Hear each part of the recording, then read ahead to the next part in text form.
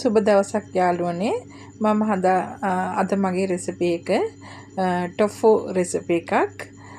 මේක චීනෙන් ගෙන්නපු නිෂ්පාදනය කරපු ටොෆු එකක්.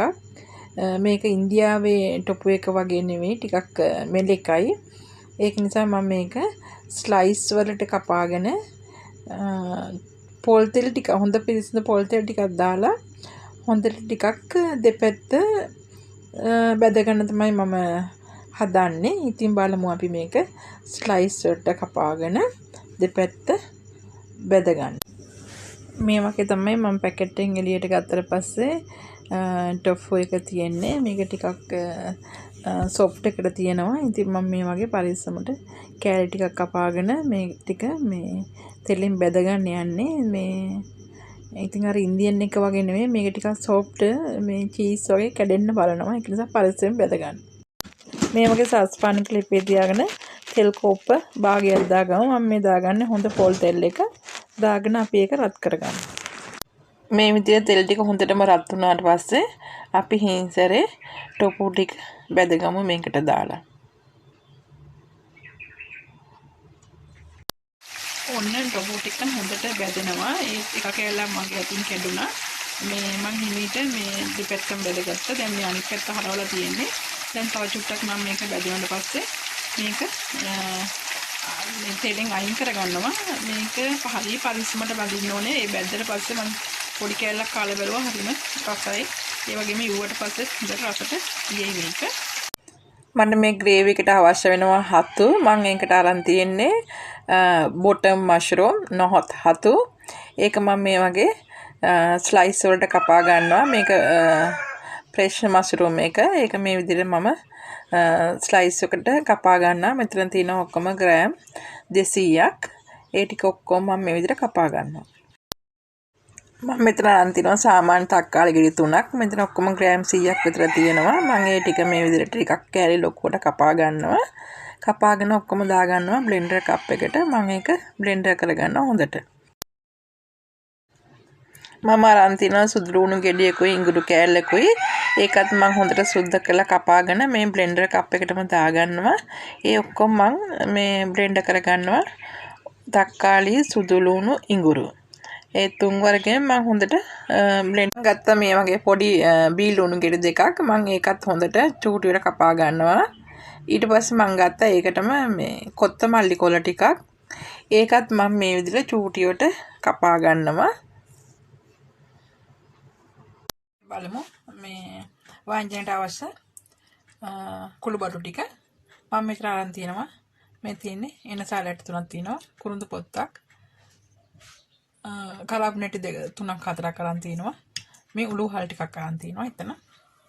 ඊපස්සේ මෙතනින් මම අරන් තියෙනවා මේ තියෙන මිරිස් කුඩු මම ගත්තා. තේ හැඳි එකමාරක් විතර වගේ ගත්තා. ඊට පස්සේ මේ තියෙන කොත්තමල්ලි කුඩුත් ගත්තා තේ හැඳක්. මේකෙන් තියෙන්නේ මේ තියෙන දුරු තේ හැඳි භාගයක් ගත්තා. කහත් තේ හැඳි භාගයක් ගත්තා. මේ තියෙන මම බැදලා කුඩු කරගත්ත ඒකනොත් මම තේ හැඳි කාලක් විතර ගත්තා. මේ තියෙන්නේ රස අනුව දාගන්න ලුණු. මුදවපු කිරි කෝප්ප කාලක් ගත්තා. මිටි කිරිත් තියෙනවා කෝප්ප කාලක්. එතකොට කරපිංචක් තියෙනවා ඉතු 2-3ක්. අමු මිරිස් තියෙනවා කරල් 3-4ක්. ලුණු ටිකත් මම කපා ගත්තා. මේ තියෙන කොත්තමල්ලි ටික කොළ ටික කපා ගත්තා. ඉතින් මේ ටික අපි පැත්තකින් තියාගමු. මේ තියෙන්නේ මම කපා ගත්ත හතු ස්ලයිස් ටික. ඒක දැන් 250ක් 300ක් විතර වගේ තියෙනවා. ටිකක් වැඩි වගේ. ඒනට මේක උයනකොට චුට්ටක් වෙනවා. මේ තියෙන්නේ බෙදගත්ත ටොෆු ටික. මේ ටික චූටි කෑලි වලට ඔයාලට පුළුවන් කපා ගන්න.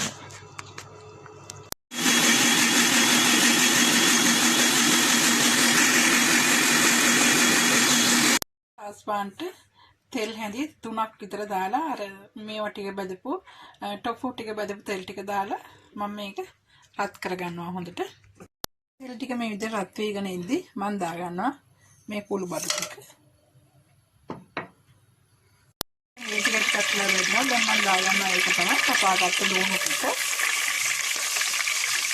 ඊට පස්සේ ලුණු ටිකත් අපි ලා දුමුත් පාටක් වගේ වෙනකම් හොඳට බැදගමු. ටික දැන් මේ වගේ රවුම් පාටක් බැදලා තියෙන්නේ. මම දැන් මේකට දානවා කරසින්ත කොළ ටික.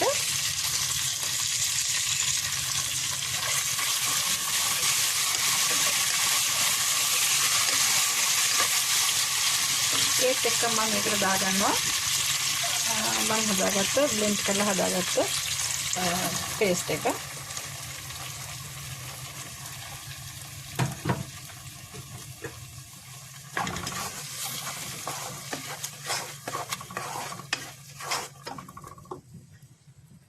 ඒකටම ලුණු ටිකක් දාගන්න. ඊට පස්සේ ඔක්කොම පවුඩර් කරත් තුන පහ කුටි ටිකක් දාගන්න. දාගෙන හොඳට කවලම් කරලා ලිඩ් එකෙන් වහලා විනාඩි 8ක් 10ක් විතර වගේ හොඳට තඹ ගන්න.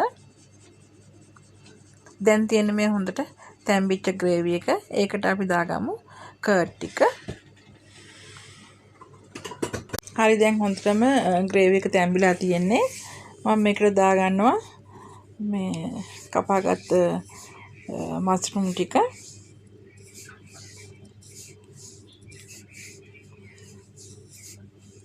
ඊට පස්සේ මම මේකත් දාගෙන හොඳට හැඳි ගාගෙන විනාඩි 5ක් 6ක් හොඳට ලිඩ් එකෙන් වහලා තඹ ගන්නවා. දැන් මේ වගේ තමයි තියෙන්නේ කරි එක. ඒකට දානවා පොල් කිරි ටික දැන්. ඊට පස්සේ හොඳට මේ කවලම් කරලා පොල් කිරි ටික හොඳට උතුරව ගමු. ඊට පස්සේ අන්තිමටම දාමු කපාගත්ත ටොපු ටික.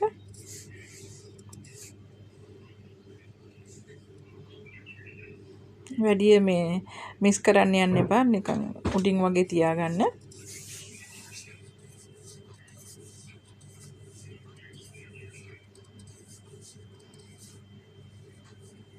ඊට පස්සේ මම මේකට දාගන්නවා කපාගත්ත ග්‍රීන් චිලි ටික. කොරියන්ඩර් කොත්තමල්ලි කොළ ටිකත් ඒත් එකම දාගන්නවා. දැන් මේක මේසෙට යවන්න සූදානම්. අපි එහෙනම් රස බලමු.